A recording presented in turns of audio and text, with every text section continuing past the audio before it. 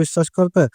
সেটা যখন বলব তখন দেখা যাবে। আপাতত আমরা চলে আসবো পার্কে। এই যে পার্কে মানুষজন নাই, কেউ হাসবে না। এইজন্য মনে করেন যে একটু দোল খেয়ে নিচ্ছি। কারণ যে অনেকদিন বা অনেক বছর হইছে যে এরকম দোলনায় উঠতে পারি নাই। কারণ যে লজ্জা বলতে তো একটা কথা আছে যে এরকম দামড়া লোক উঠে যদি দোল না খায় তাহলে কেমনটা দেখা যায়। তো আজকে যেহেতু এলিয়েনরা সব মানুষজন নিয়ে গেছে আলবেঙ্গা শহর থেকে, তাই একটু দোলনা খেয়ে। তো আমি আছি, আমার পার্টনার আর হচ্ছে বাতাস। এই দেখেন বাতাসে একবারে গাছপালা কিন্তু সব ভাঙ্গে উড়িয়ে নিয়ে চলে যাচ্ছে।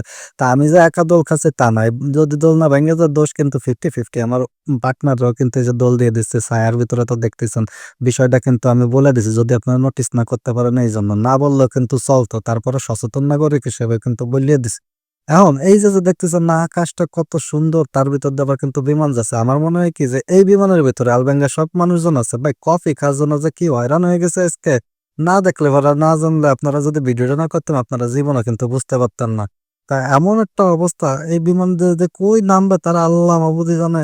এখন একটু পরে আবার আমি কিন্তু কাজে যাইতে হবে, এই জন্য বেশিক্ষণ আমি পার্কে থাকতে পারবো না, তাই আবার বাসায় চলে আসবো আর কি। অলরেডি অনেক সময় ধরে বাইরে এই কফি খুঁজতে খুঁজতে বের হয়ে গেছি।